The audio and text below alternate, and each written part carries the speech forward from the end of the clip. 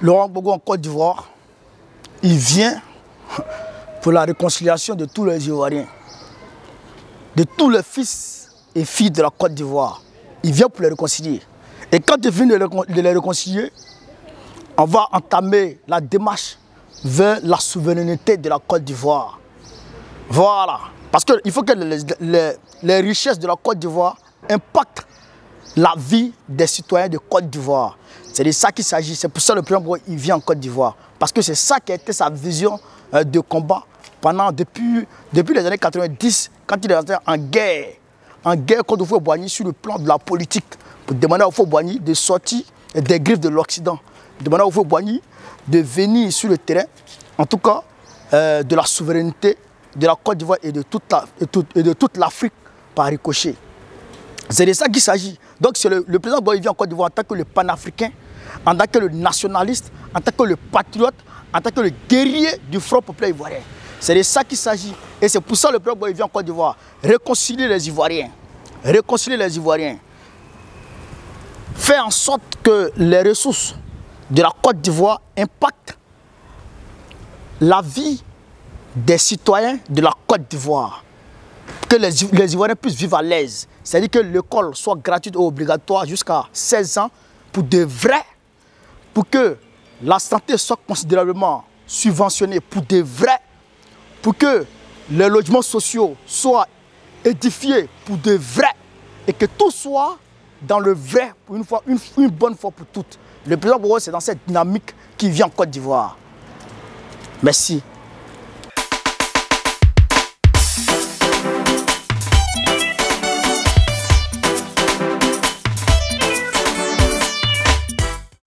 Voilà, le président Gbagbo refuse l'avion présidentiel par mesure de sécurité pour sa personne et pour la personnalité publique qu'il est, et pour la personnalité et pour l'espoir de tout un peuple qu'il est, parce qu'il incarne aujourd'hui le panafricanisme.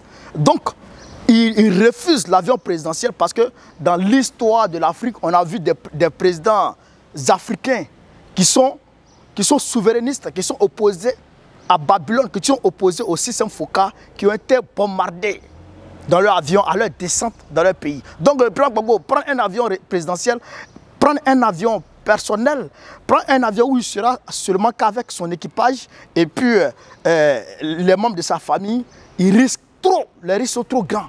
Voilà, donc on peut le bombarder comme ils ont bombardé Barthélemy Bokanda, comme ils ont bombardé le président Abermani du Rwanda, comme ils ont bombardé plusieurs présidents. Voilà, donc le président Gbagbo, il rentre en vol commercial pour éviter tout ça.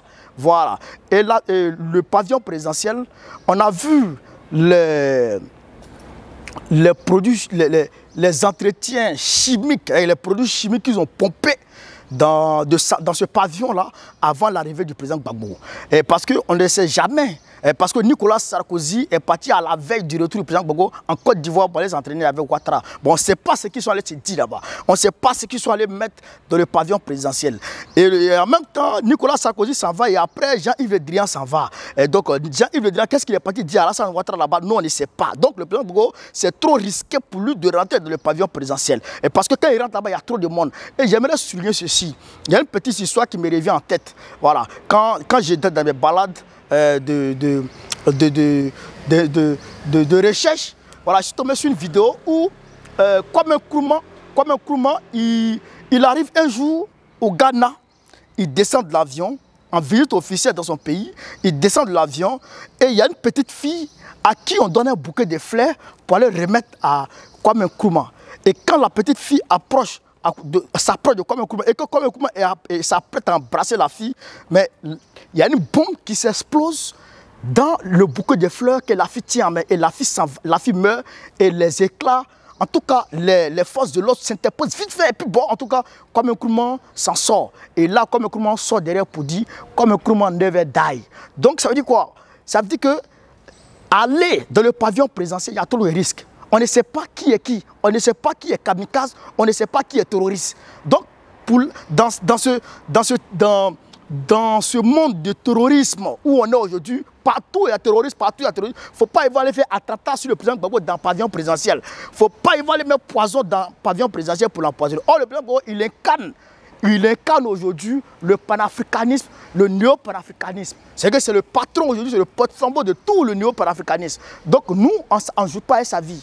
Voilà. Donc il ne faut pas aller risquer sa peau dans ces affaires. Et moi, j'aimerais ici demander aux chefs coutumiers et aux personnalités qui étaient là-bas, qui se sont sentis frustrés vis-à-vis du fait que le président Gbagbo n'aille pas dans le pavillon présidentiel, mais qu'il reste tranquille. Parce que le président Gbagbo, il n'est pas rentré là-bas. On connaît, je viens de vous expliquer là, le plan, c'était trop risqué pour lui.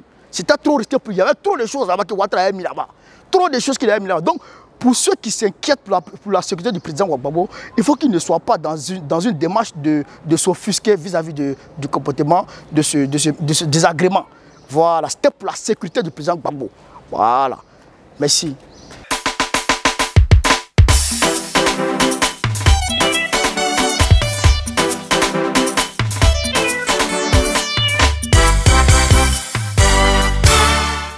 Mais il n'y a pas de force de l'ordre en Côte d'Ivoire.